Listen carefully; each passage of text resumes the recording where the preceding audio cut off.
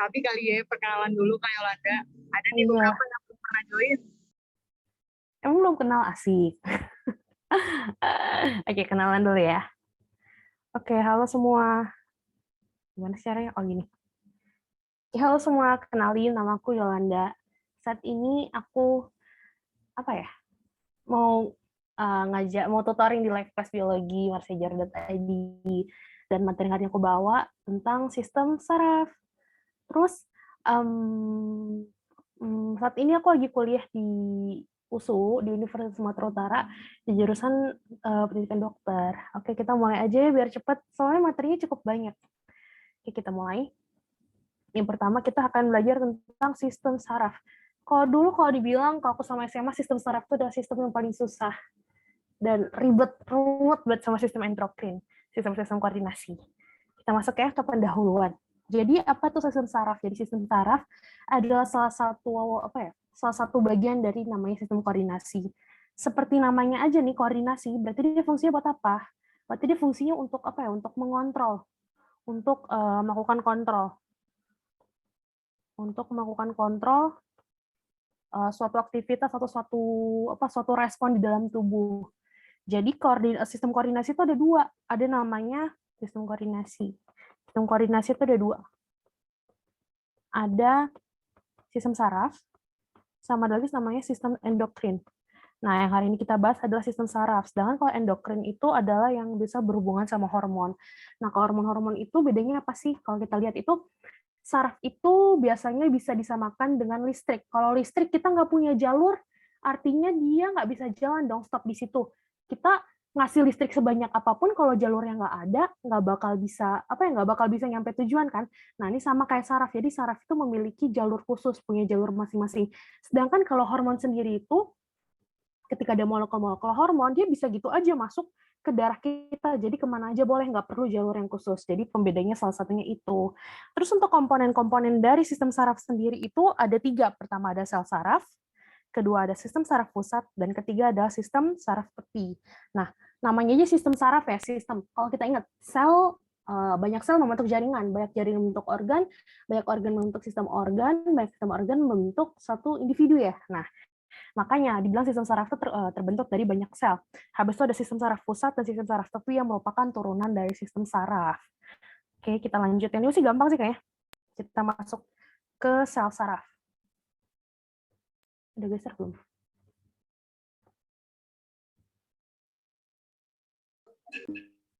Oke, nih. Lanjut kita ke sel saraf. Tadi kan salah satunya ada sel saraf ya. Sel saraf itu apa sih? Jadi sel saraf itu ya kayak sel kita biasa yang kita sebut sebagai unit terkecil, unit fungsional, bla bla bla bla, yaitu. Jadi kita nggak bisa bedain sel tubuh kita tuh salah satunya ada sel sarafnya. Jadi kita harus analoginya, sel itu berarti punya organel. Sel itu pasti punya membran, sel itu pasti punya cengkunek-cengkuneknya. Nah, untuk pengenalan aja nih, sel saraf ini juga memiliki beberapa penyebutan. Kalau kalian sering dengar nama ganglion, itu sebenarnya itu adalah namanya sel saraf. Sel saraf kan namanya neuron ya. Secara umum itu neuron. Tapi kalau ketika sel saraf itu berada di sistem saraf tepi atau selain sistem saraf pusat, itu namanya ganglion, sistem saraf tepi ya. Ganglion itu neuron di SST. Sedangkan kalau nukleus atau nuklei, ini bedain sama inti sel ya, bukan inti sel. Itu adalah neuron tapi di SSP. Neuron di sistem saraf pusat. Sistem saraf pusat kan ada dua ya, ada otak sama ada medula spinalis atau sumsum tulang belakang. Oke. Yang tadi seperti yang udah aku sebutin, ini kan ada gambar saraf. Nah, ini tuh apa ya? Kayak kita ibaratin kayak sel aja sih, sebenarnya dia ada intinya, ada badannya, ada ada komponen-komponen yang berguna buat kehidupan dia. Nih, ini gambar lengkapnya. Hilang ya? Bentar.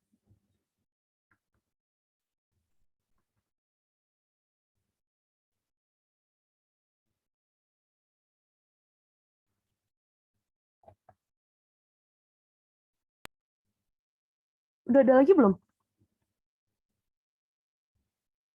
Udah ya? Udah deh, lanjut deh. Oke. Jadi buat cara lengkapnya, nanti kalau hilang-hilang lagi bilang ya, biar ini ku benerin apa sih kayak gitu deh. Jadi ini struktur dari sel saraf. Struktur sel saraf.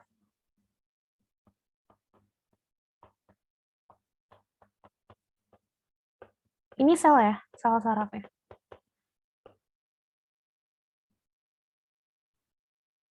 Nah, jadi kalau buat secara gampang aja, buat bahasa gampangnya itu sel saraf itu terdiri dari dua komponen, dari dua part ya, dari dua part. Yang pertama dia namanya badan sel. Nama lainnya soma atau perikarion. Ini kadang-kadang kalau soal-soal tuh sering pakai nama soma ya atau perikarion. Jadi kan harus tahu soma atau perikarion itu nama lainnya dari badan sel, jangan bingung. Terus yang kedua tuh ada lagi namanya, kalau punya badan berarti punya ekor. Ekornya apa? Ini si akson-akson itu yang terkenal. Asik. Nah, kalau kita lihat di sini, kita misalnya gini. Ini namanya badan. Sisanya yang panjang, ekor. Itu aja, kayak ulet. Terus kita lihat lagi strukturnya ya dari A. Yang A ini, apa nih A? Yang A itu adalah namanya dendrit. Kita tulis dulu ya nama-nama strukturnya. Yang B apa? Yang B itu badan atau soma. Badan sel atau soma. Terus yang C, nah ini, si panjang ini namanya akson. Nah, akson itu ya secara umum ya, secara menyeluruhnya ya. Kalau kita bilang ini doang, ini bukan, ini tuh kayak komponen-komponen akson aja, strukturnya akson. Sebenarnya kalau yang ditunjuk akson itu adalah si besarnya nih, semua. Terus yang D ini namanya sel Schwann. SCHWAN. Nah, terus yang E ini apa? E itu namanya selubung mielin.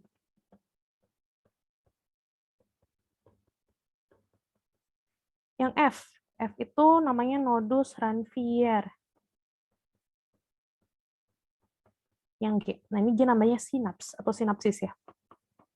Nah, fungsinya apa sih? Biar kita biar kita nyambung nih. Kita ingat kalau jaringan tuh terdiri dari banyak sel, sama kayak jaringan saraf. Jaringan saraf juga terdiri dari banyak sel saraf. Oleh karena itu kalau kita lihat sini, aku gambar ya. Ini kan kayak medusa bentuknya. Kayak gitu. Terus ini ada aksonnya panjang. Terus dia ada sinaps-sinaps. Nah, kayak gini. Ya. Ini ada sel saraf 1, ini ada sel 1. Ini ada sel 2. Ini nyambung ke sini, ini nyambung ke sini, ini nyambung ke sini, ini nyambung ke sini. Makanya di atas, ini kan dendrit ya, di atas dendrit juga nanti ada namanya sinaps. Sinaps dari sel mungkin sel 0 atau sel min 1. Jadi sebenarnya satu kabel saraf itu terdiri dari potongan-potongan sel saraf. Jadi mereka tuh saling berkoordinasi gitu loh, saling berhubungan. Makanya di sini ada dendrit, ada lagi namanya sinaps. Dendrit itu fungsinya apa? Dendrit itu untuk menerima rangsang, untuk menerima aluran listrik dari sel sebelumnya atau dari reseptornya. Selanjutnya untuk sinaps sendiri itu kalau udah diterima, berarti dia harus dialurkan dong ke sel selanjutnya karena dia kan berurutan gitu kan ya. Oleh karena itu sinapsis fungsinya untuk meneruskan rangsangan. Ketika ada rangsangan masuk dari sini, ketika ada rangsangan masuk dari sini, dia bakal masuk ke badan, terus lari dia ke akson, terus sampai sini mana? Sampai sini kemana? Kan dia cuma sistem koordinasi doang, dia cuma kayak transportasi si listrik doang, jadi dia keluar gini. Nah, keluar kemana? Dia bakal lari ke dendrit-dendrit yang lain. Ke dendrit, ke sel selanjutnya. Dan dendritnya tuh nggak cuma dendrit di sel 2 aja, misalnya di sini ada sel 3. Sini ada sel 3. Aku gambar sini medusanya. Nah, ini ada sinaps lagi, ada sinaps lagi, dia bisa aja ke sini. Ada lagi, misalnya sel 4. Dia bisa aja ke sini lagi. Makanya, jadi kalau dibilang sel saraf itu gambarnya kayak serabut gak jelas gitu. Soalnya dia kayak berantakan gitu lah. Dan kan ini sama-sama kayak medusa. Ini juga kayak medusa, kayak apa sih rambutnya medusa gitu kan. Jadi kalau kita lihat struktur histologinya itu nggak bisa dibedain mana akson, mana mana sinaps, mana dendrit karena bentuknya sama. Cuma kita bisa ngebedain dari ukurannya aja sih. Terus selanjutnya kita ke dendrit udah. Dendrit udah, terfokus dulu biar nggak berantakan.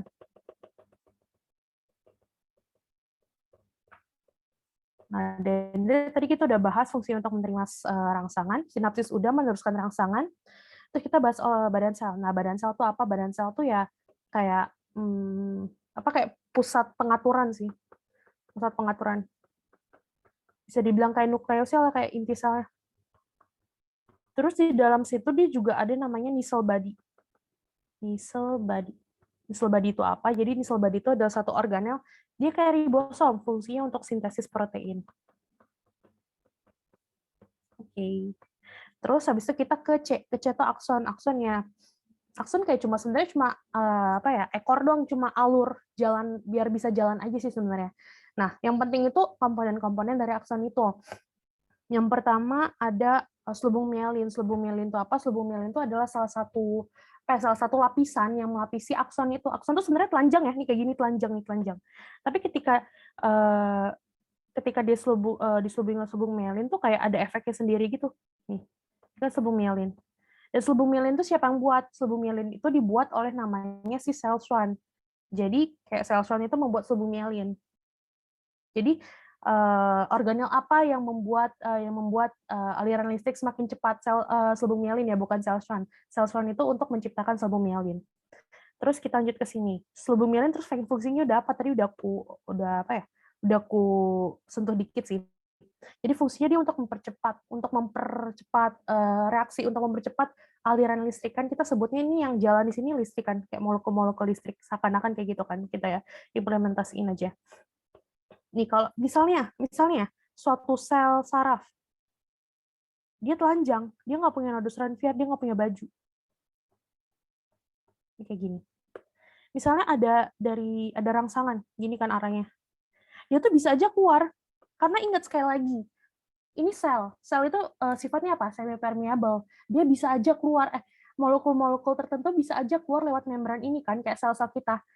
Nah, itu bisa keluar kayak gini. Otomatis semakin ke sini semakin lambat efeknya. Semakin berkurang karena misalnya di sini 100%. Terus karena keluar di sini jadi 80%. Di sini udah 50% aja.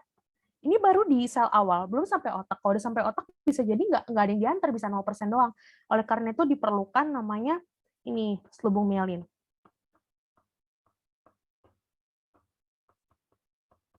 Jadi karena ada selubung mielin ini, misalnya ada rangsangan yang masuk, dia nggak bisa keluar gini, karena ditutupin, dia punya baju. Nah, gimana caranya supaya dia bisa lanjut, dia bisa jalan? Dia lompat. Nih, begini, lompat. Jadi dia semakin dari sini 100%, mungkin ada berkurang, mungkin cuma berkurang 1%, jadi 99%. Jadi ini bikin pengantaran listrik itu pengantaran sinyal itu lebih cepat, lebih kuat.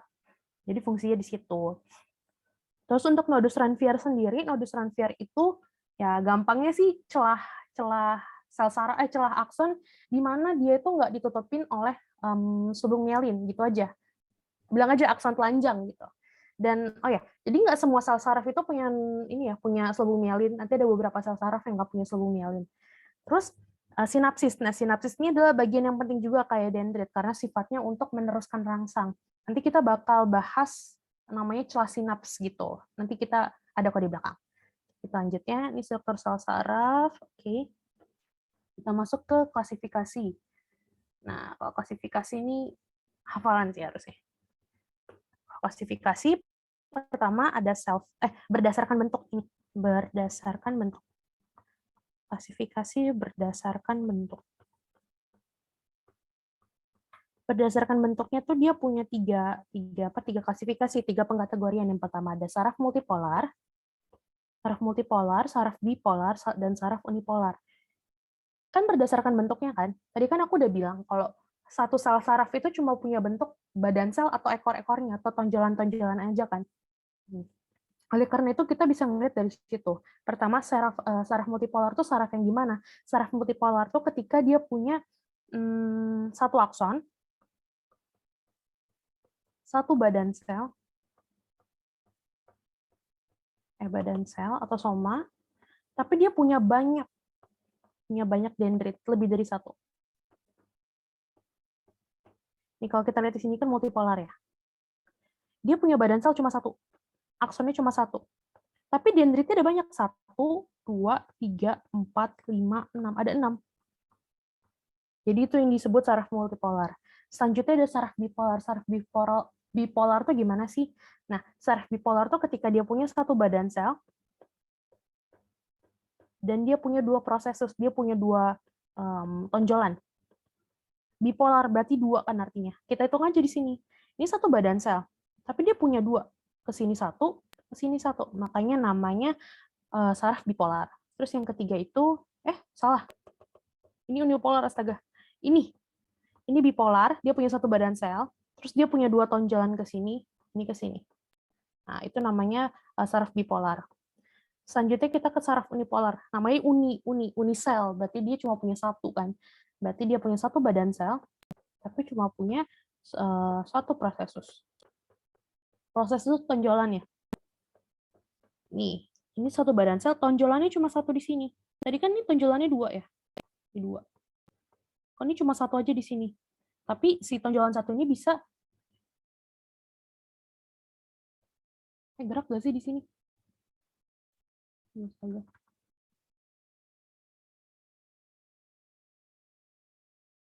Bentar.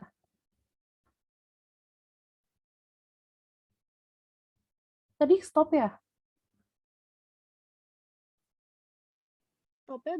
Stopnya barusan, Kak. Tadi sebelumnya cuma kayak nggak kelihatan aja coret-coretannya yang dari bipolar. Oh, oke. Aku terangin dari bipolar ya. Ini, maaf ya, untuk bipolar sendiri tadi mungkin yang dengar, dia tuh punya satu badan sel dan dua prosesus, karena namanya bi kan. Bi itu dua, berarti dia punya dua prosesus. Ini kan dia punya ini satu badan sel benar, dia punya dua tonjolan nih, ke kanan dan ke kiri. Jadi bisa disebut bipolar. Terus saraf unipolar yang gimana? Saraf unipolar tuh ketika dia punya satu badan sel dan satu prosesus. Ini satu badan sel, satu prosesus. Jangan salah ya, walaupun cabangnya ada dua kayak gini, dia tetap namanya unipolar. Karena kita lihat dari ini prosesusnya. Nah, ini kan sebenarnya cuma satu, cuma si satu tonjolan tuh bercabang lagi jadi dua. Jadi kita sebut unipolar. Itu aja sih kalau buat berdasarkan bentuknya. Kita next. Nah, ini mulai masuk ke intinya nih. Oke. Jadi ini berdasarkan apa ya? Berdasarkan cara kerjanya kali. Berdasarkan cara kerja. Berdasarkan arah kerja. Berdasarkan arah kerja. Nah, berdasarkan arah kerjanya sendiri itu dibagi jadi tiga. Pertama ada saraf sensorik, ada saraf motorik, dan ada saraf interneuron. Ini apa sih? Kayak udah sering dengar deh kayaknya. Sensorik itu namanya aferen. Motorik eferen, interneuron. Ingat aja kalau sensorik itu berarti dia itu sensor kan, dia yang mendeteksi suatu perubahan, dia mendeteksi suatu stimulus. Oleh karena itu dia adalah saraf yang menerima rangsangan dari reseptor, terus dia akan membawa ke sistem saraf pusat atau SSP. Sedangkan saraf motorik motor berarti dia yang akan bergerak, dia yang akan melakukan suatu respon, melakukan suatu reaksi. Berarti karena sensorik udah reseptor ke SSP, saraf motorik berarti SSP ke efektor, ke organ efektornya. Interneuron apa? Jadi kalau buat interneuron sendiri itu, kayak itu kayak penyambung sih, penghubung. Jadi interneuron itu ada dua, ada namanya konektor sama adjustor. Nah, konektor itu apa? Konektor itu ketika si saraf ketika si saraf ini tuh menghubungkan antar sel yang satu jenis, misalnya antar sel satu jenis. Misalnya dia sensorik sama sensorik. Terus kalau adjuster ini tuh dia tuh menghubungkan sensorik dan motorik.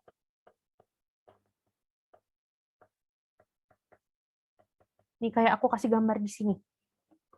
Nah, ini pertama ini ada reseptor kan. Kalau reseptor kita langsung kenalin. Oh, reseptor siapa yang bawa? Reseptor berarti yang bawa itu adalah saraf aferen. Saraf aferen atau sensorik.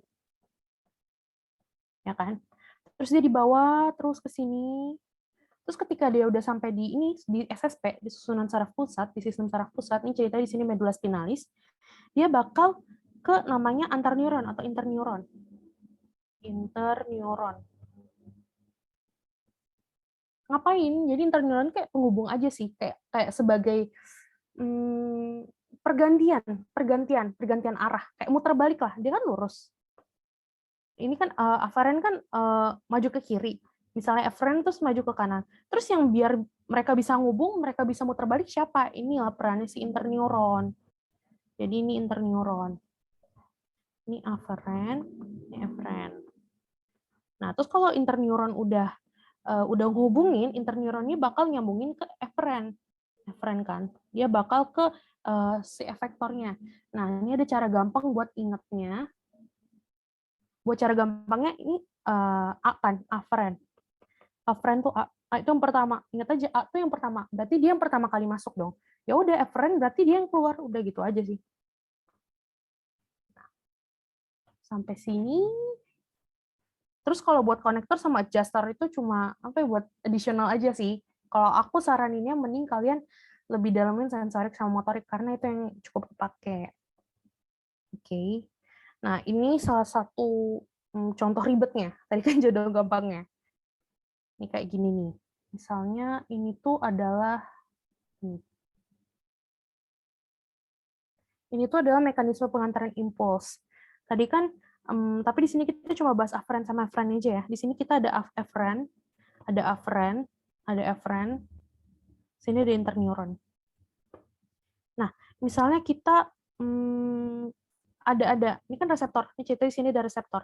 Nah, reseptor dibawa sama siapa? Reseptor itu bakal masuk ke tempatnya si aferen, ke sistem saraf aferen.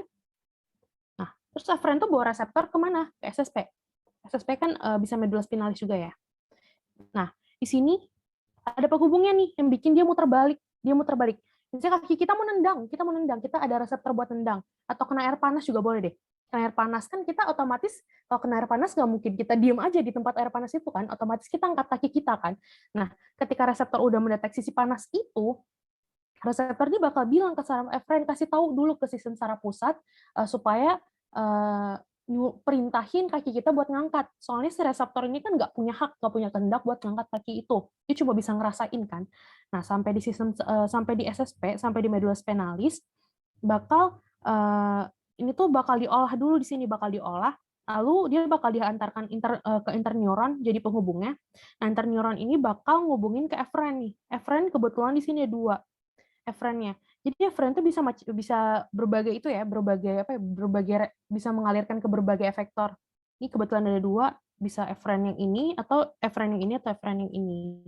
Jadi udah paham kan ya? Jadi aferen, interneuron, baru eferen. Udah gitu aja sih muter-muter. Muter aja terus gitu. Oke.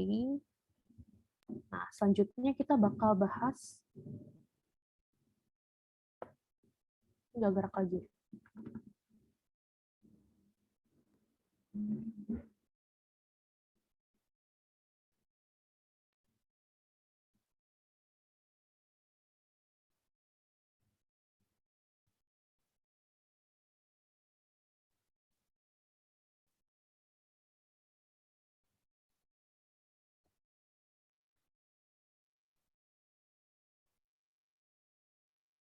Udah ada kan ya? Oke, selanjutnya kita bakal bahas soal ini. Soal apa ini? Kita bakal bahas soal mekanisme penghantaran impuls. Aku tulis judulnya. Mekanisme, jangan di sini. Mekanisme penghantaran impuls.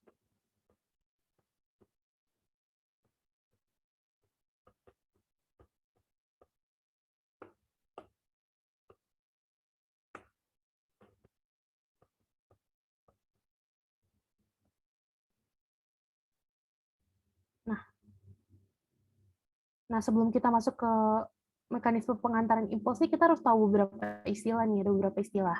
Yang pertama ada namanya istilah impuls, tentunya dong. Impuls itu apa? Jadi impuls itu namanya rangsangan nih.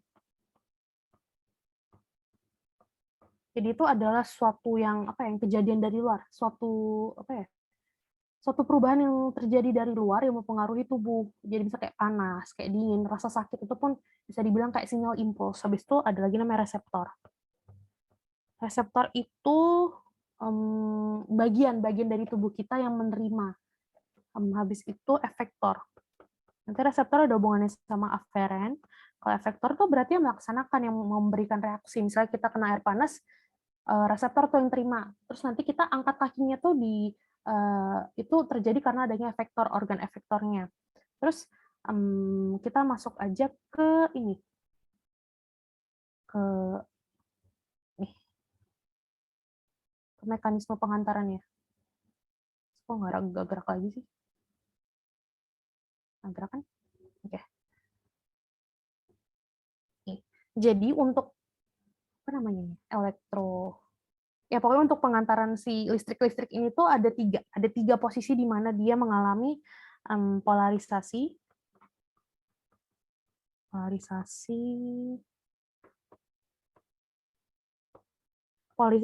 depolarisasi, dan repolarisasi. Kita cerita dulu dari awal ya. Polarisasi itu apa? Polarisasi itu adalah fase istirahat.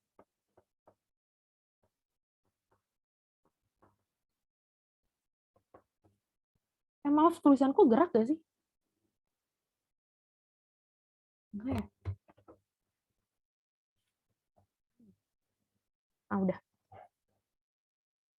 Polarisasi itu fase istirahat. Kan harus ingat fase istirahatnya itu kapan. Jadi fase istirahat itu ketika, ini misalnya ini sel saraf ya. Ingat di sini dia punya membran. Fase istirahat itu ketika di luar tuh lebih plus. Sedangkan di dalam lebih negatif. Nah gini, ini fase istirahatnya ya. Dan ingat, komponen di luar siapa? Komponen di luar tuh ada namanya natrium, Na+, dan anion. Sedangkan yang di dalam itu ada siapa? Ada Cl- atau klorida dan K+. Tapi di sini yang mendominasi di luar tuh Na+ ya. Sedangkan yang mendominasi di dalam itu Cl-. Oleh karena itu yang di luar lebih dominan positif, sedangkan yang di dalam lebih dominan negatif kan. Nah, ini udah benar ya, ini fase istirahatnya. Ini fase istirahat. Ini udah benar nih, nggak ada voltase sama sekali, nggak ada tegangan sama sekali, jadi nggak ada rangsangan apapun. Tapi ketika ada depolarisasi, kenapa bisa depolarisasi? Karena adanya rangsangan, ada stimulus dari luar. Nah, tujuannya apa? Jadi tuh misalnya ini ada rangsangan dari sini, dia tuh bisa jalan, bisa melewati satu sel saraf ketika potensial aksi itu terjadi. Jadi itu depolarisasi itu tujuannya untuk potensial aksi.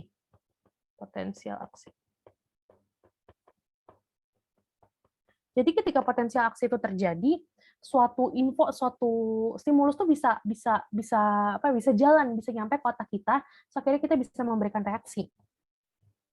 Itu kapan? Jadi tuh depolarisasi itu kapan? Depolarisasi itu ketika, ini kita gambar lagi, ketika, kan di luar tadi Na+ ya, di dalam tuh Cl- sama K+. Ketika Na+ tuh mulai masuk ke dalam. Nah, ini kan namanya Na+ di ekstraseluler, Cl- sama K+ di intraseluler kan. Nah, kenapa Na+ bisa masuk? Kenapa? Soalnya kan ingat ya, sekali lagi, sel itu punya membran, dan membrannya itu semi permeable. Nah, karena membrannya semi permeable, ketika ada rangsangan itu membrannya tuh semakin berubah tegangannya, semakin membuka, semakin permeable. Jadi semua molekul tuh bisa masuk. Salah satunya Na+. Na+ tuh jadi bisa masuk. Akibatnya apa? Akibatnya itu Na+-nya bakal banyak di dalam kan. Jadi yang di dalam jadi semakin positif. Sedangkan yang di luar semakin negatif. Itu kan nggak bagus kan?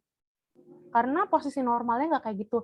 Iya, jadi ketika di dalam sudah menjadi lebih positif, sedangkan yang di luar sudah menjadi lebih negatif, itu potensial aksi bisa terjadi. Tapi kan nggak terus-terusan dong, nggak terus-terusan otot kalian terus berkontraksi, capek, lama-lama kram segala macam.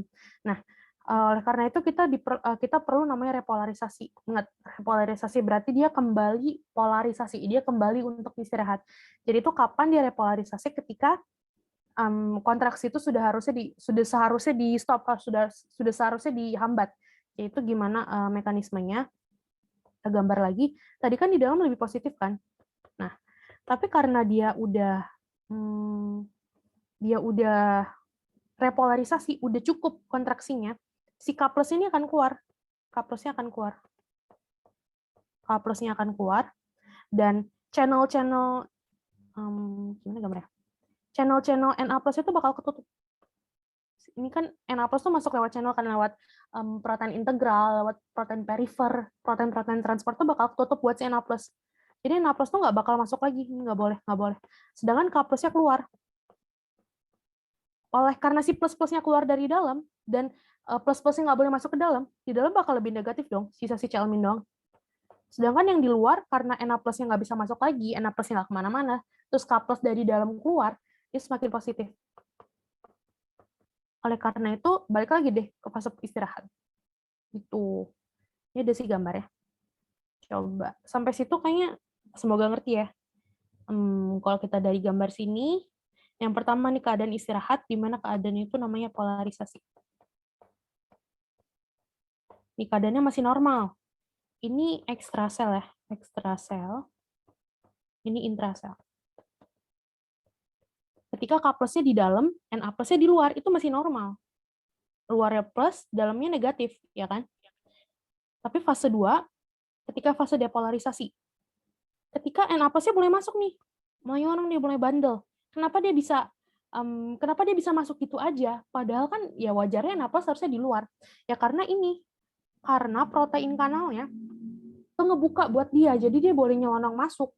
Itu kenapa bisa ngebuka? Ini diakibatkan oleh adanya stimulus.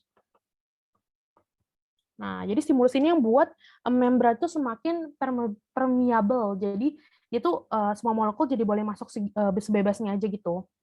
Sedangkan K plus tetap normal, tetap masuk, otomatis yang di dalam jadi lebih plus dong. Yang di luar karena kehilangan Na plus jadi lebih negatif. Terus ini repolarisasi ketika harusnya fase dia menuju istirahat kan. Nih, dia gerbang inaktivasi. Berarti gerbangnya ditutup, Na plus-nya nggak boleh masuk. Atau malah Na plus-nya kepental dari dalam keluar. Dan K plus-nya dia keluar. Gerbangnya K plus malah ngebuka. Nah, Na plus-nya banyak di luar, K plus-nya banyak di luar, semakin positif dong. Ya kan?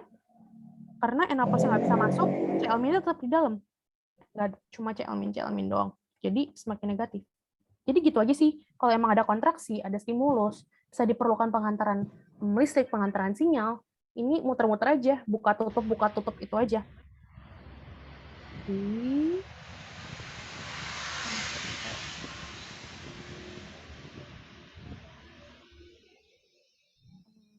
Oke, kita masuk ke sinaps. Tadi kan udah aku sempat sebut ya tentang celah sinaps. Ini namanya celah sinaps. Celah sinaps.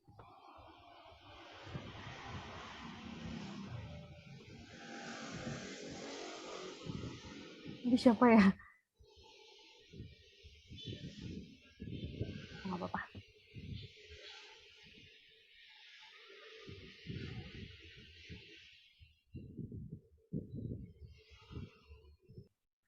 Oke, ini namanya celah sinaps. Namanya celah sinaps, berarti ada hubungannya sama sinapsis. Ini semua namanya sinapsis. Jadi sebenarnya akson sendiri, ini akson kan ya? Ini sel kan, yang warna biru sama warna kuning ini. Ini sel-sel saraf.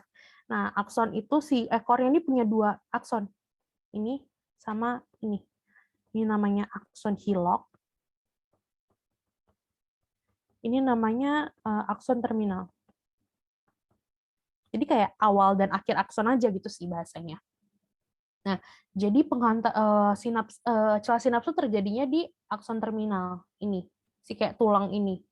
Dan akson terminal misalnya ini ada listrik ya. Listrik itu kan pengaliran itu kayak semacam molekul-molekul gitu kan. Nah, di sinapsis ini, di akson terminal ini, si molekul-molekul ini tuh bakal dibungkus sama namanya vesicle. Namanya vesicle. Vesicle. Nah, vesicle ini bakal ngebungkus molekul-molekul ini, dan molekul-molekul ini namanya neurotransmitter. Neurotransmitter. Atau NTS deh, kepanjangan namanya. Nah, si NTS ini bakal dibungkus oleh vesicle-vesicle nih, bakal jadi banyak. Nah, jadi ketika nanti ada Ca2+ nih, Ca2+ kalsium-kalsium ini masuk ke dalam, si vesicle ini bakal gerak ke ujung membran sinapsisnya, ke ujung-ujung. Nah, sampai di ujung, si Ca2+ ini bakal mempengaruhi si membran sinapsisnya ini untuk ngebuka. Jadi dia bakal kayak gini nih, bakal nempel dulu, lama-lama dia ngebuka, vesicle bakal kayak pecah, robek gitu. Terus otomatis neurotransmitternya bisa keluar. Terus keluar mau kemana? Masa mau keluar ke sini? Percuma dong dialirin. Enggak. Jadi dia bakal ditangkap sama namanya reseptor, lagi-lagi reseptor kan ya. Makanya kita di sini harus tahu apa ya? Harus tahu konsep reseptor sih. Bakal diterima oleh si resepiennya, diterima oleh reseptornya. Dan ini siapa reseptornya? Reseptornya itu si dendrit. Ingat kan? Tadi apa? Sinaps itu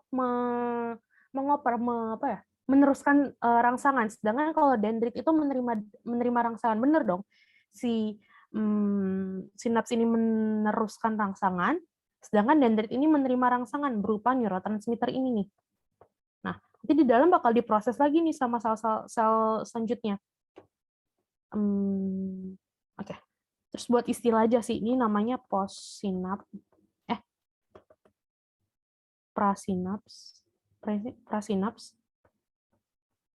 Oh, ini namanya postsinaps.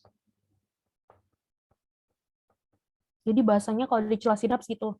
Jadi vesikel-vesikel di prasinaps akan pecah, dipengaruhi oleh kalsium oleh Ca2+, lalu ulang lagi.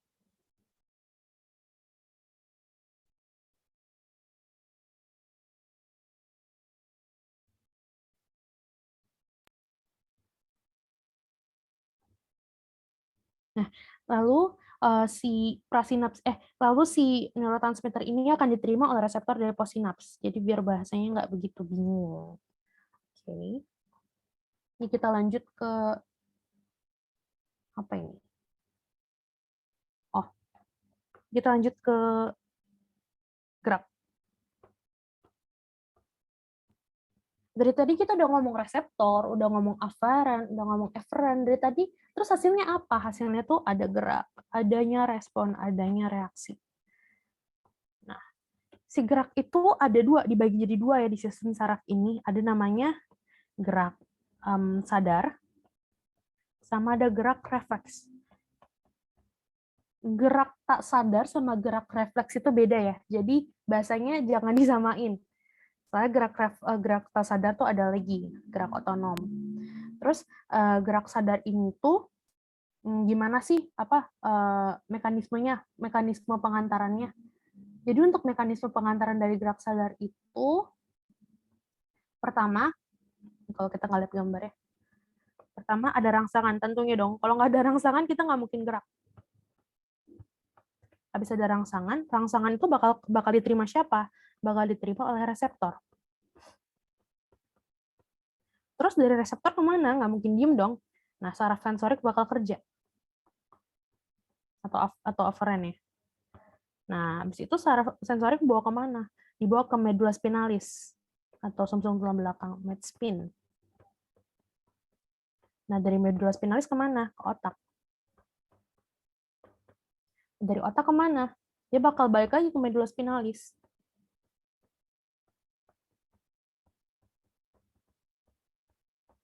Terus habis itu dari medula spinalis kemana lagi?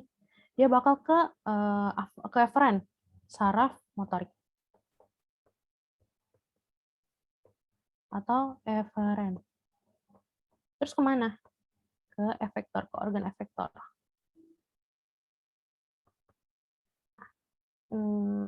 Ini kita lihat gambar ya. Ini kita di sini udah ada gambar, ini udah ada gambar otot ya. Otot tuh rambangnya kayak ada, kita di badan, otak kita disuruh kontraksi ceritanya ya.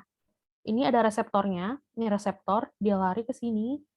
Ini ada ini enggak aferen dong. Ini ada aferen. Aferen sampai sini aja ya. Ketika dia udah masuk SSP, itu namanya bukan aferen lagi. So, aferen itu cuma ada di sistem saraf tepi. Nah, ini kan udah masuk ke medula spinalis. Pokoknya bentuk yang kayak kupu-kupu gini tuh medula spinalis. Dia bakal masuk ke medula spinalis. Nah, kenapa sih harus masuk medula spinalis? Jadi medula spinalis tuh fungsinya adalah, sebenarnya fungsi utamanya tuh adalah otak tapi buat gerak refleks. Tapi karena kenapa di gerak sadar juga harus ada medula spinalis, dia harus medula spinalis. Jadi medula spinalis itu kan kalau misalnya kita kedinginan tuh efeknya nggak cuma menggigil dong. Kita kedinginan jadi sering kencing, kita jadi nggak mau minum. Nah, itulah fungsi medula spinalis. Medula spinalis itu membagi-bagi reaksi yang akan kita lakukan. Jadi jalurnya tuh dia bikin banyak. Nah, jadi kayak ruwet gitulah. Nah, habis di medula spinalis, dia dari medula spinalis itu dilanjutkan ke otak. Nah, sama otak nanti diolah ini di mana rasa sakitnya, ini di mana rasa dinginnya, terus gimana cara mengatasi rasa dinginnya, gimana macam-macamnya deh, cengkonek-cengkoneknya. Terus kalau udah diolah,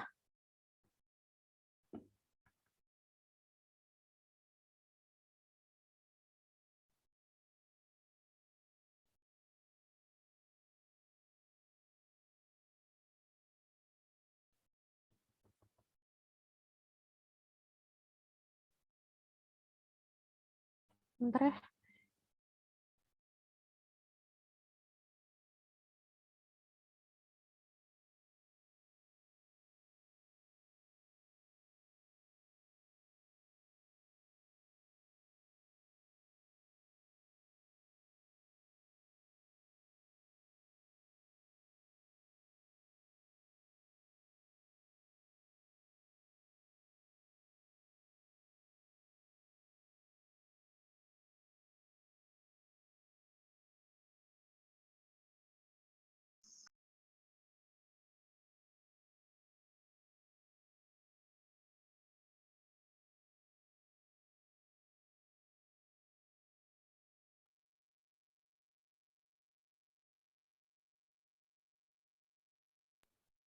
Oke. Jadi lanjutin ya. Tadi kan dari medula spinalis. Medula spinalis udah diatur sama medula spinalis. Dia naik ke otak. Nah, di otak tadi kan kita masuknya eferen. Udah diolah nih ceritanya. Oh, kita harus ngangkat kaki. Oh, kita harus pakai jaket gitu ceritanya. Nah, dia bakal diturunin lagi ke mana sih? Ya, turun ke bawah. Jadi ini dia bakal lari ke eferen. Jadi ya sebenarnya ini rada ribet sih, cuma aku cuma mau bilang kalau gerak itu dia pasti kalau gerak sadar tuh pasti dia ke otak. Pasti ke otak. Nah, terus harus tahu ya ini alurnya juga. Pembedanya cuma di sini doang sih. Terus ini namanya gerak refleks. Geser kan? Nah, gerak refleks.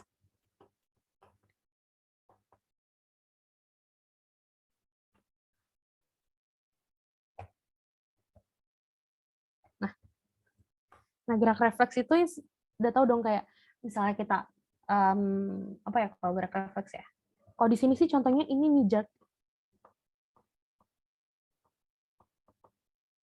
atau palu refleks. Kalau kayak gini kan kita otomatis kalau kita dipukul tuh ya, kalau kalian nonton Mr. Bean atau apa dipukul pakai palu yang palu medis itu, tekak di lututnya itu bisa langsung ngangkat gitu kan kakinya, berarti gerak refleks kita masih bagus. Nah, untuk gerak refleks sendiri ini mekanismenya itu pertama Pertama kan ada rangsangan, pasti dong ada rangsangan. Nah, rangsangan tuh bakal diterima sama siapa? Rangsangan itu bakal diterima sama reseptor.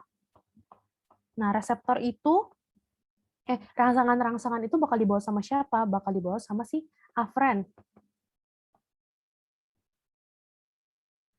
Habis itu dari afren kemana? Dia bakal masuk ke medula spinalis. Nah, udah stop sampai di sini aja. Karena di sini gerak refleks itu kita nggak perlu nyampe otak. Soalnya gerak refleks itu kita perlu suatu respon yang cepat kan. Makanya kita cuma perlu sampai di medula spinalis aja. Sampai di medula spinalis, dia bakal masuk ke efren. Dari efren dia bakal ke efektor. Udah dia gerak refleks. Jadi bedanya di situ, cuma di sini doang sih. Yang gerak sadar harus ke otak, sedangkan gerak refleks ini nggak harus ke otak. Karena apa? Gerak sadar harus ke otak? Karena gerak sadar itu perlu dikelola lagi lebih rumit, lebih banyak deh. Sedangkan kalau gerak refleks ini diperlukan dalam waktu yang sangat cepat, jadi nggak nyampe ke otak. Ini bisa kelihatan ya. Dari sini, dari palu ini, dari si palu, dia bakal lari ke sini, ke eferen, terus dia bakal masuk ke spinal cord, ke medula spinalis, terus masuk dia ke eferen, terus baru ada gerak. Oke, tadi kita udah bahas sistem saraf pusat, kita bakal bahas sistem saraf, apa sih? Tadi kita udah bahas soal sel saraf dan mekanisme pengantaran impuls, terus gerak-geraknya juga. Terus kita sekarang bakal bahas tentang sistem saraf pusat. Sistem saraf pusat ini dia ada dua. Tadi udah aku sebut sih berapa kali. Sistem saraf pusat itu ada dua. Yang pertama ada namanya medula spinalis atau kemudian apa? Susum tulang belakang, juga otak. Ini otak ya. Terus dia itu keduanya tuh punya dua substansi, namanya substansi putih dan substansi kelabu. Atau yang putih itu namanya white matter, sedangkan substansi yang kelabu namanya gray matter. Gampang sih ngebedainnya, kalau lihat di histologinya pun gampang, cuma hitam, kayak satu lebih gelap, satu lebih terang gitu doang. Cuma bedanya di sini lokasinya. Kalau di otak, white matter-nya itu di dalam. Kalau di subsum tulang belakang, di medula spinalis itu white matter-nya di luar. Kalau yang gray matter-nya di otak itu di luar, kalau di sumsum tulang belakang di dalam. Jadi kebalik itu. Terus di otak, kita masuk ke otak. Otak itu tuh punya hemisfer. Hemisfer otak. Nah, hemisfer ini apa? Hemisfer tuh kayak pembagian otak sih, pembagian otak kanan, ini otak kiri ya, otak kiri dan otak kanan. Kalau dulu misalnya anaknya jago banget nih main musik, pasti otak kanannya lebih besar. Atau pinter banget matematika, pasti otak kiri lebih besar. Enggak. Jadi otak itu sama ya, ini sama, bentuk itu sama, persentase itu sama kanan dan kiri. Cuma otak kiri dan kanan tuh punya perannya masing-masing. Jadi kiri untuk mengatur analisisnya, logikanya, sedangkan yang kanan tuh mengatur kreativitasnya, imajinasinya. Jadi sebenarnya sama aja sih sebenarnya, nggak ada yang lebih berat, nggak ada yang lebih ringan gitu. Jadi cuma walaupun presentasinya sama, setiap peran hemisfer kanan dan hemisfer kiri itu beda-beda. Nah, selanjutnya kita masuk ke struktur otak. Ini adalah bagian yang paling aku nggak suka. Karena menyebalkan dan banyak kali hafalannya. Wait. Jadi untuk otak sendiri itu, ini complicated banget ya. Yang pertama tuh struktur otak.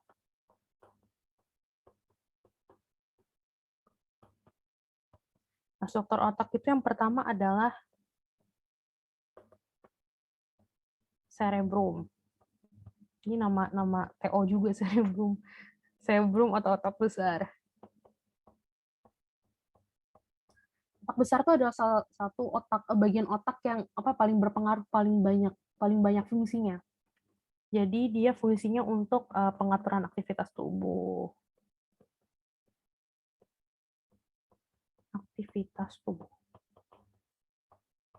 Nah, ini yang penting nih. Dia juga punya banyak lobus. Punya banyak lobus.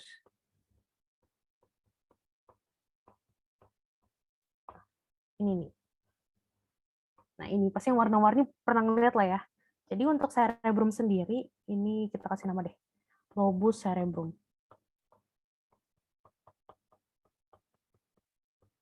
Nah, kalau untuk cerebrum sendiri tuh dia punya 4 lobus. Nanti kalau kalian masih ingat di tulang itu di kranial itu dia punya 4 bagian juga. Frontalis, parietalis, occipitalis belakang, temporalis dekat telinga. Jadi untuk lobus frontalis itu dia punya fungsinya untuk apa? Dia fungsinya untuk berpikir, untuk perencanaan juga. Terus kalau parietalis apa? Parietalis itu fungsinya untuk indera perabaan, pengecapan.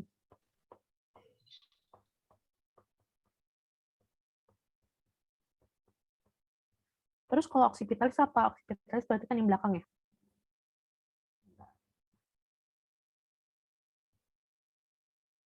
Kalau occipitalis sendiri itu fungsinya untuk penglihatan. Terus habis itu buat memori juga bisa. Buat ya gitu deh, buat kayak yang memakai mata.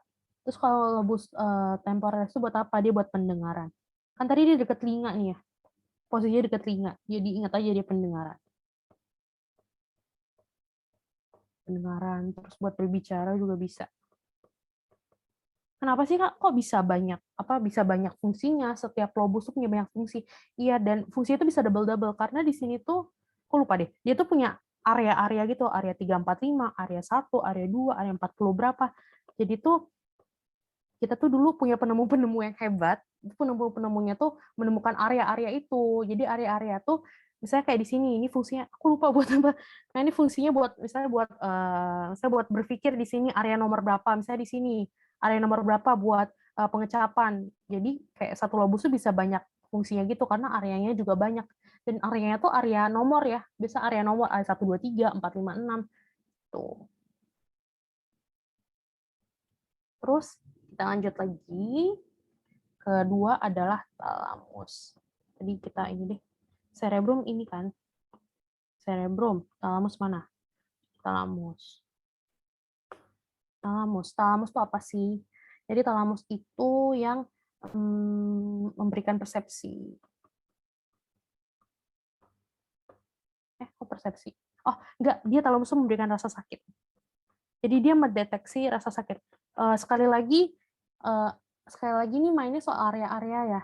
Jadi nanti ada area apa? Aku lupa deh pokoknya. Ada area yang mendeteksi rasa sakit, mendeteksi itu. Banyak deh. Ya kalian sekedar tahu fungsinya aja sih nggak apa-apa. Terus yang ketiga tuh ada hipotalamus. Nah, hipotalamus buat yang udah belajar endokrin, udah belajar hormon, siapa sih yang nggak kenal ini? Si raja dari segala raja, hipotalamus. Nah, hipotalamus nih adem ayam banget nih sama si kelenjar hipofisis ya.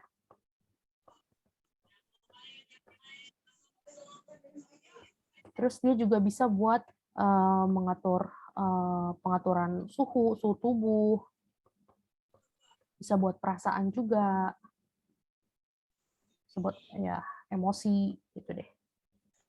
Sistem limbiknya sih.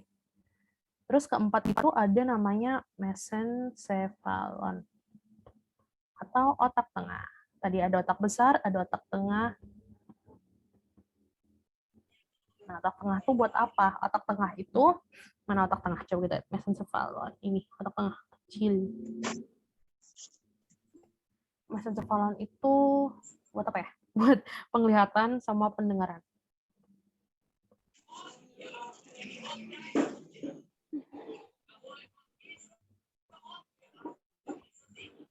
Terus kelima itu ada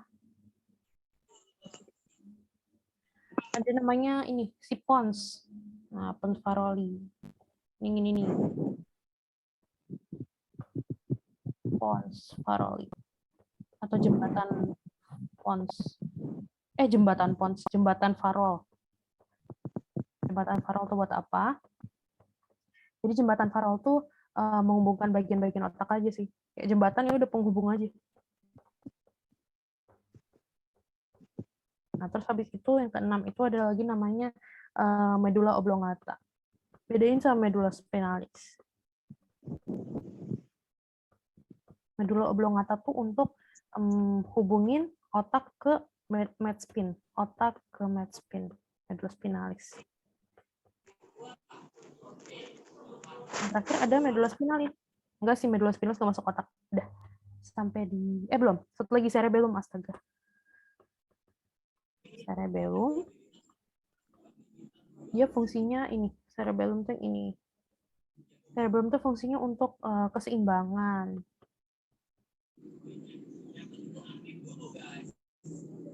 Nah, ini dihafalin aja sih fungsi-fungsinya.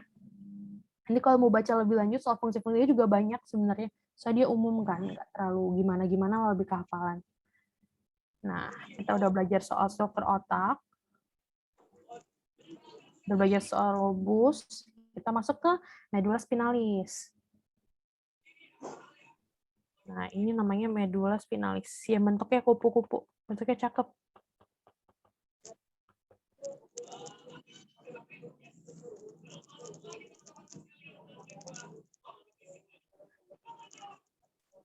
Ini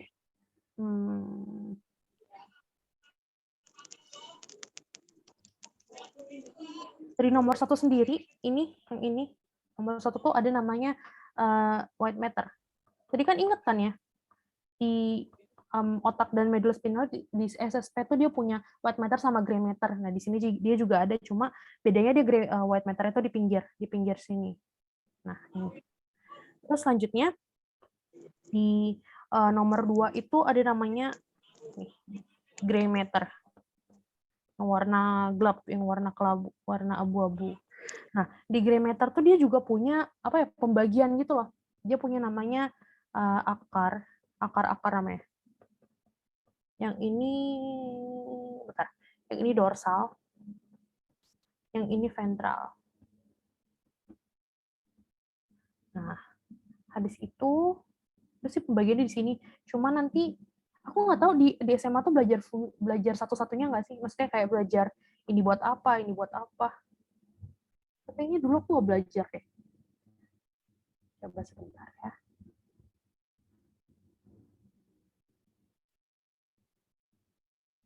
Oh iya, benar-benar. Kalau akar dorsal itu kan nama lainnya tuh posterior. Kalau akar ventral tuh nama lainnya anterior. Ingat aja, anterior yang depan, posterior yang belakang. Buat arahnya aja sih. Ini juga ya, ini akar ventral juga ya. Ini akar dorsal juga ya. Jadi ini arah depannya, ini arah belakangnya. Nah, jadi ini keluar masuknya dihafalin juga. Ini yang masuk pasti siapa? Yang masuk pasti sensorik dong, atau afferent kan? Yang keluar siapa? Yang keluar itu motorik atau efferent. Oke sih. Jadi kalau dorsal itu ngebawa saraf sensorik atau afferent. Kalau ventral itu ngebawa motorik atau saraf efferent. Oh, udah. Lanjut lagi. Kita masuk ke sistem saraf tepi karena sistem saraf pusat itu selesai. Ini kalau lihat gambarnya nih, ruwet banget kayak rumput, parah. Iya, ini sistem saraf tepi kayak gitu. Kayak selain yang ada di otak, sisanya tuh sistem saraf tepi. Terus serem banget otaknya di eksek.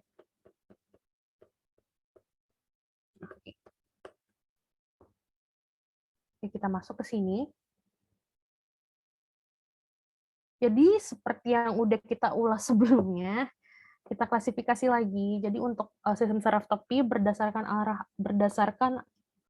arah impulsnya itu dibagi jadi dua. Lagi-lagi kita ketemu sama si afferent dan efferent. Tuh. Ini lagi, karena itu aja sih sebenarnya. Nggak tahu lah ya, afferent yang nganterin rangsang, yang bawa rangsang, sedangkan efferent tuh yang bawa respon untuk ke efektor ya, ke organ efektornya. Nah, di sini yang penting, sistem saraf tepi itu adalah salah satu sistem saraf yang banyak banyak komponennya, banyak yang harus dihafalin. Karena sistem saraf pusat cuma ini doang. Sistem saraf tepi segini banyak. Nah, sistem saraf tepi kenapa bisa banyak? Coba kita kita jalan dari awal. Pertama ada rangsangan, pertama ada impuls, ada stimulus dari sini. Nah, impuls itu diterima siapa? Diterima sama reseptor. Nah, si reseptor ini bakal dibawa oleh si neuron aferen, si neuron sensorik. Nah, neuron sensorik tentunya bakal bawa ke SSP kan, si SSP ini yang bakal ngolah informasinya. Terus setelah dari SSP kemana? Ke eferen dong. Nah, disinilah si aferen ini disebut sistem saraf tepi. Nah, sistem saraf tepi, nah tadi kan kalau aferen sendiri cuma satu jalur kan, nggak ada pilihan yang lain. Pas kita ketemu sama si eferen, ini tuh bisa lewat apa ya? Bisa bentuknya tuh bisa macam-macam. Yang pertama ada sistem saraf otonom, satu lagi sistem saraf somatik. Otonom tuh apa? Otonom tuh bahasa Inggrisnya autonomic. Kita tahu dong, autonomic, otomatis. Kalau sistem saraf somatik tuh berarti yang tidak otomatis, yang sadar. Jadi kita udah sempat bahaskan soal gerak sadar. Nah, ini autonomic nih yang tak sadar. Beda sama gerak refleks. Tak sadar ini tetap masuk ke otak, tetap masuk ke medula spinalis. Tapi dia itu bedanya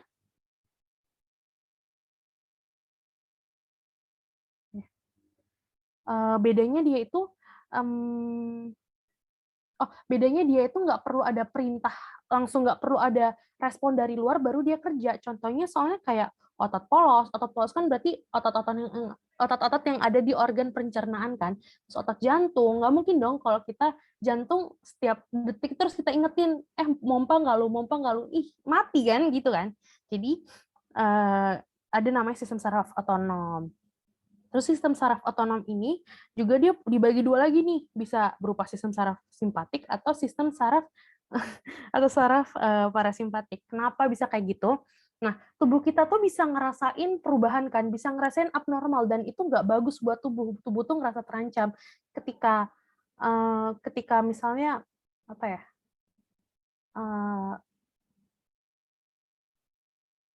Ketika misalnya kita kencing mulu, ADH kita kebablasan terus nih, nggak berfungsi. Itu misalnya gara-gara apa ya kalau kencingnya?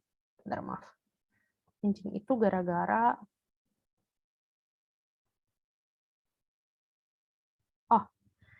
misalnya sistem saraf parasimpatik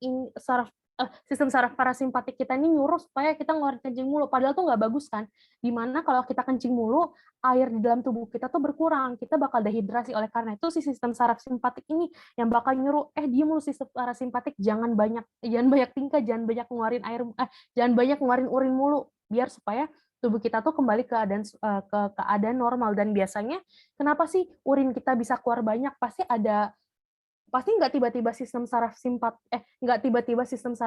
parasimpatik ini nyuruh urin kita buat keluar banyak dong, nggak mungkin. Pasti ada pengaruh dari luar, misalnya kayak dingin. Kalau dingin kan kita otomatis bakal ngeluarin banyak urin kan, bakal produksi urin yang lebih banyak.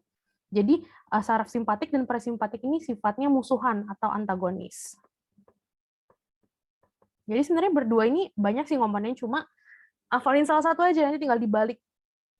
Oke, terus buat sistem saraf somatik sendiri, dia tuh pasti ke saraf motorik ya, karena dia mengontrol otot rangka. Ya gampang sih, gerak sadar.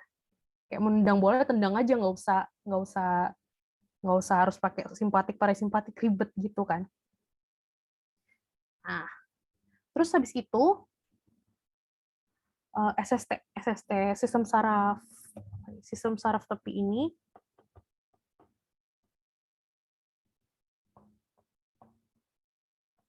itu punya komponen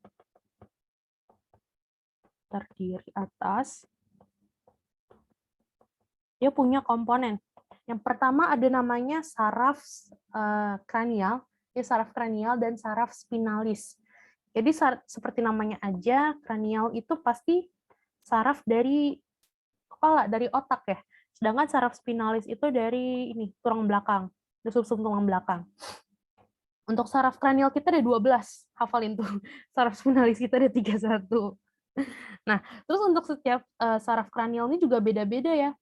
Fungsinya beda-beda juga, tempatnya, lokasinya beda-beda. Dulu aku pernah ngeliat di mana ya? Di TikTok atau apa pernah ada cara ngafalinnya gitu loh. Bentar. Ngafalinnya itu pertama, bentar. Aku ada sebentar, aku ingat-ingat. Oh, tapi aku nyanyi nggak apa-apa ya, sedikit ya. Maksudnya siapa tahu bisa berguna buat ngafalin saraf kranial ini. Soalnya jujur aku berguna kemarin. Aku punya saraf kranial jumlahnya 12. Olfaktori, optik, okulomotor, 4 mana 4? Koklear atau troklear? 4 itu tuh olfaktori, optik, okulomotor, bentar. Oh, troklear, trigeminus. Troklear, trigeminus. Ini 6 ya? Bentar ya, salah. Ini 4, 5 tuh trigeminus. 6 itu abdusen, facial, vestibulo, koklear, 8, 9, glossopharyngeal, habis itu apa ya? Glossopharyngeal, vagus 10, vagus aksesoris, dan hipoglossus. Itulah nervus kranialku. Gitu. Coba deh.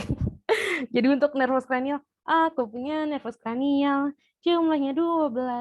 Olfaktori, optik, okulomotor, troklear, trigeminus, abdusen facial, vestibulo koklear, glossopharyngeal, vagus aksesoris, dan hipoglossus. Itulah nervus kranial. Kayak gitu deh ngapalinnya, kurang lebih kayak gitu. Siapa tahu bisa membantu gitu kan. Terus, oke, kita lanjut lagi ya. Ini kan buat nama-namanya aja. Ini hafalannya banyak banget. Ini buat, kan ini saraf kranial kan ya. Oke, makasih buat linknya. Ini kan saraf kranial. Ini saraf kranial. Ada 12, terus dia tuh, saraf kan tadi ada lagi, ada sensorik, ada motorik, ada aferen, ada eferen. Nah, kalau sensorik berarti, misalnya kayak olfaktori, reseptor hidung, iya dong reseptor. Terus misalnya kayak, tapi dia nggak punya saraf motorik, berarti dia nggak punya saraf yang tujuannya ke efektor, nggak punya saraf yang tujuannya ke organ efektor. Tapi ada juga beberapa saraf kranial yang tujuannya itu ke bisa sensorik sama motorik, misalnya kayak fasial. Ini dia punya saraf sensorik, dia bisa jadi pengecap di ujung lidah, berarti dia sebagai reseptor ya. Bisa juga otot wajah, misalnya kita kayak kena panas di wajah itu bisa sebagai reseptor, di bibir juga bisa, di kelopak mata juga bisa. Tapi dia juga punya saraf ke motorik, dia buat otot wajah, misalnya untuk ekspresi wajah, itu kan salah satu bentuk saraf motoriknya otot wajah. Kelenjar ludah, produksi ludah juga kan, kelenjar air mata, produksi air mata. Jadi untuk nervus kranial ini tuh punya fungsinya masing-masing ya, terus dia punya percabangan sensorik atau motoriknya sendiri. Ada yang punya sensorik doang, punya motorik doang, atau punya dua-duanya. Nanti tinggal dibaca aja sih. Kalau mau dihafalin nggak apa-apa, nggak dihafalin sebenarnya juga nggak apa-apa. Yang penting tahu namanya. Nah, next kita belajar ke nervus spinalis. Tadi kita udah ke nervus kranial, kita ke nervus spinalis. Tapi nervus spinalis kita nggak ada lagunya. Untuk nervus spinalis ini kita cuma ngafalin 31. Ngafalinnya gimana? Ya, ini cuma kayak susunan tulang belakang aja sebenarnya sih ya. C1 sampai C8. C1 sampai C8 berarti dia ada 8 saraf cervicalis. Terus habis itu nih T1 sampai T12 berarti dia ada 12 saraf thoracalis. Terus ini L1 sampai L5, lumbar 1 sampai lumbar 5. Berarti ada 5 saraf lumbalis. Terus S1 sampai S5 ada 5 saraf sacralis. Terus ini coccygeal tuh tulang ekor ya, berarti ada 1 saraf coccygeal. Coccygeal. Nah, kita tambahin 8 tambah 12 tambah 5 tambah 5 tambah 1. Itu berapa? 31. Cuma hafalin itu aja sih. Saraf cervicalis kan berarti ada di leher. Cervix kan leher. Thoracalis berarti dada toraks. Lumbalis berarti ada di pinggang. Ya, lumbalis. Sacralis ada di pinggul.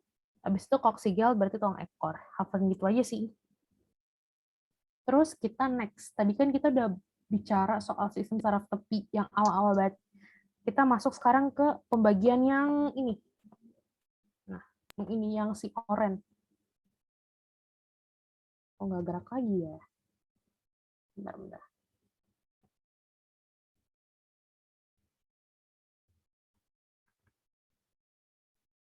Sebentar.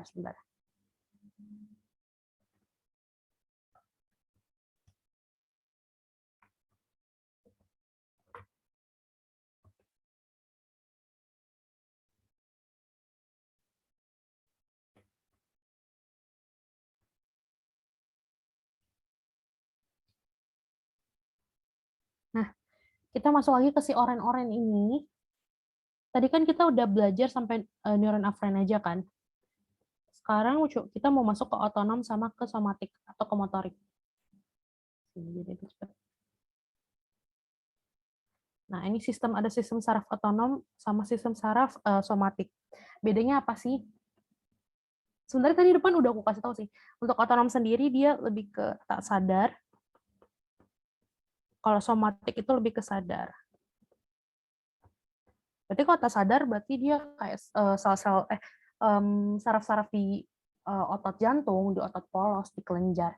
Kalau di somatik tuh berarti yang sadar-sadar bisa ke otot rangka yang perlu ada reseptor dari luar dulu, perlu ada kemauan dari kita dulu. Nah, terus kalau otonom ingat ya, otonom tuh ada 2 lagi. Ada parasimpatis sama si simpatis. Dan dia saling tolak balik, saling antagonis, saling tolak menolak, nggak saling mendukung. Nah, terus ini udah sih. Terus kita masuk ke selanjutnya. Ini adalah gambar parasimpatik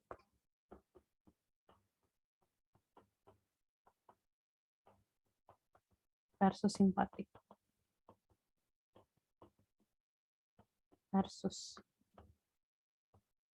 Nah, namanya versus pasti lawan-lawanan ya. Ini perbedaannya sendiri. Untuk perbedaan sendiri, simpatik serabut praganglion pendek, parasimpatik serabut praganglion panjang. Nah, kita di sini punya banyak nih. Simpatiknya ada 3, parasimpatiknya ada 1. Nah, parasimpatiknya tuh dia praganglionnya panjang. Ini praganglion berarti sebelum kan? Ya benar dia panjang. Kalau simpatik dia lebih pendek. Tapi dia neurotransmitter di interneuronnya sama-sama asetilkolin, sama-sama ACH kan. Terus habis itu simpatik sendiri serabut pasca ganglionnya panjang. Ini simpatik dia lebih panjang kan. Nah, kecuali ini. Kalau parasimpatik dia lebih pendek. Terus mekanisme fight or flight. Nanti kita lihat contoh-contohnya. Kalau di parasimpatik rest and digest. Nanti ada contoh-contohnya sendiri. Terus untuk neurotransmitternya sendiri, untuk simpatik dia berupa noradrenalin, sedangkan parasimpatik itu asetilkolin. Pokoknya kalau simpatik itu bisa macam-macam ya. Bisa dia ACH, bisa ada norepinefrin, bisa juga apa nih? D itu apa ya? Nah, sedangkan kalau parasimpatik cuma satu-satunya, cuma ACH doang, cuma asetilkolin doang. Terus ini contoh-contoh dari parasimpatik dan simpatik. Gambar ini aja sih dilihat. Kan tadi aku bilang kan, parasimpatik sama simpatik tuh musuhan, dia antagonis, lawan-lawanan. Kalian hafal salah satu aja, simpatik atau parasimpatik. Dulu aku ngafalinnya apa ya? Parasimpatik dulu. ngafalin mengecilkan pupil, mensimulasi aliran ludah, memperlambat detak jantung. Kayak gitu nanti pasti lawannya yang satu mengecilkan, yang satu membesarkan, satu mensimulasi, satu inhibitori itu. Terus tadi kan sempat disebut ya parasimpatik itu rest and digest. Kalau simpatik itu flight or fight. Atau waspada lagi. Kalau kita lihat sini, kalau waspada, pasti pupil kita makin besar dong ngeliat suatu ancaman. Ini benar. Menghambat aliran ludah, ini nggak ada hubungannya sih. Kita skip aja. Mempercepat detak jantung, iya dong, karena kita harus waspada. Terus, mengerutkan bronkus. Terus, sekresi adrenalin dan noradrenalin. Ini benar kan otomatis kalau kita ada sesuatu depan, ada ancaman depan, adrenalin kita naik dong ya. Terus habis itu untuk sebelahnya lagi rest and digest, untuk parasimpatik sendiri rest, kita mau tidur, berarti kita mengecilkan pupil, benar. Kita mau tidur, kita memperlambat detak jantung. Terus kalau buat digest sendiri menstimulasi peristaltis dan sekresi, berarti kita udah siap-siap mau makan, mau melakukan pencernaan. Oleh karena itu bisa dibilang rest and digest, istirahat sekaligus melakukan pencernaan. Terus ini adalah organ-organ yang dipengaruhi oleh saraf simpatik dan parasimpatik. Tentunya organ-organ ini yang bekerjanya otonom ya, bekerjanya secara